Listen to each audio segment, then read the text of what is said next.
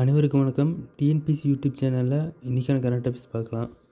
தாக்குதலை நிறுத்த பாகிஸ்தான் கெஞ்சியது அப்படின்னு பிரதமர் மோடி சொல்லியிருக்காரு. ஆக்கிரமிப்பு காஷ்மீர் குறித்து மட்டுமே இனி பேச்சு. பயங்கரவாதத்தை ஊக்குவிக்கும் பாகிஸ்தான் போன்ற நாடுகளுடன் பேச்சுவார்த்தை மற்றும் வர்த்தகத்துக்கு வாய்ப்பில்லை. தண்ணீரும் இரத்தமும் ஒன்றாக ஓட முடியாது. இனி பாகிஸ்தானுடன் பேச்சுவார்த்தை என்றால் அது பயங்கரவாதத்தை முழுமையாக ஒழித்த மற்றும் பாகிஸ்தான் ஆக்கிரமிப்பு காஷ்மீர் பற்றி மட்டுமே இருக்கும் அப்படின்னு சொல்லியிருக்காரு.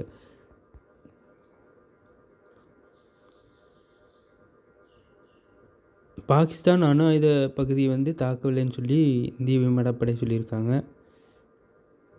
தமிழகத்தில் 34 அரசு மருத்துவக் கல்லூரிகளுக்கு NSC நோட்டீஸ்.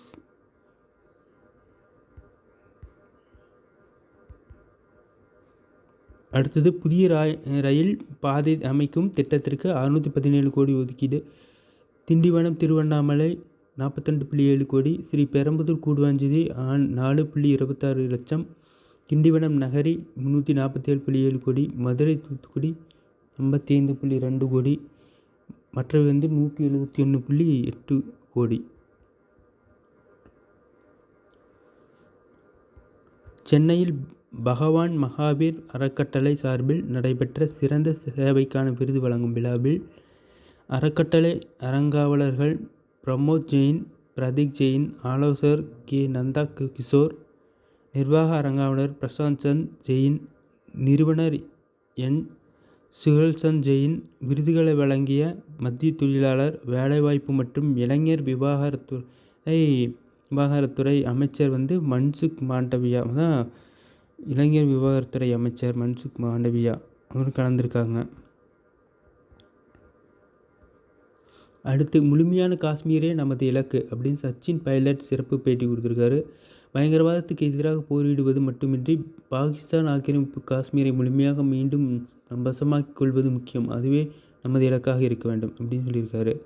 பாகிஸ்தானின் அணு ஆயுத பகுதியை தாக்கவில்லை அப்படின்னு இந்தியா சொல்லியிருக்கு. தில்லியில் செய்தி வாசிப்பாளர்களுக்கு திங்கட்கிழமை கூட்டாக பேட்டியளித்த இந்திய இராணுவ நடவடிக்கைக்கான தலைமை இயக்குனர் ராஜீவ் காய், ஏர் மார்ஷல் AK பார்த்தி, துணை அட்மிரல் AN பிரமோத் ஆகியோர் சொல்லியிருக்காங்க. சத்தீஸ்கர் லாரி மீது சரக்கு வாகனம் மோதி குழந்தைகள் உட்பட 13 பேர் உயிரிழப்பு இருந்திருக்காங்க.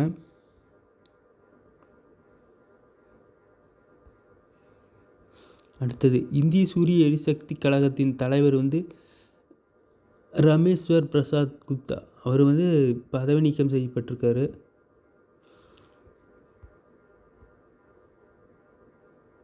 சரக்கு விமானத்தில் பாகிஸ்தானுக்கு ஆயுதங்கள் அனுப்பிய குற்றச்சாட்டு சீனா மறுப்பு தெரிவிச்சிருக்கு.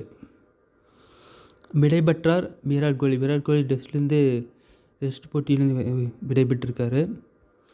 அடுத்தது இணை முன்னிலை பிரக்ஞானந்தா அவர்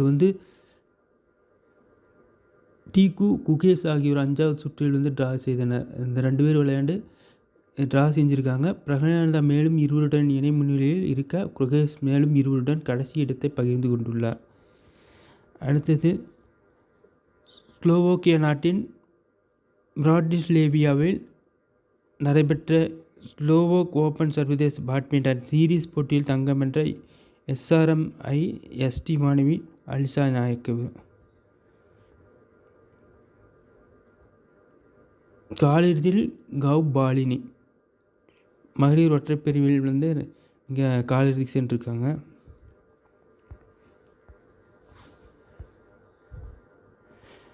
இந்தியாவின் ஆயுஷ் ஷெட்டி, உனாட்டி ஷீட்டா உள்ளிட்டோர் பங்கேற்கும் தாய்லாந்து ஓப்பன் பேட்மிண்டன் போட்டி செவ்வாய்க்கிழமை தொடங்குகிறது. 19 வயது உட்பட்டோருக்கு தெற்காசிய கால்பந்து சாம்பியன் போட்டி இந்தியா நேபாளம் அணிகள் செவ்வாய்க்கிழமை மோதுகிறது. துபாயில் நடைபெற்ற 6வது பாசா சர்வா தோபாரா பேட்மிண்டன் போட்டியில் இந்தியா 1 தங்கம் 4 வெள்ளி 14 வெண்கலம் என 19 பதக்கங்கள் வென்றிருக்காங்க. துருக்கி குர்து பிரிவினைவாத அமைப்பு கலைக்கப்பட்டிருக்கு. 90 நாட்களுக்கு வர்த்தக போர் நிறுத்தம் அமெரிக்கா சீனா ஒப்புதல் தந்திருக்காங்க. ஏப்ரல் வரை 4.24 லட்சம் டன் சர்க்கரை ஏற்றுமதி செய்யப்பட்டிருக்கு இந்தியாவிலிருந்து.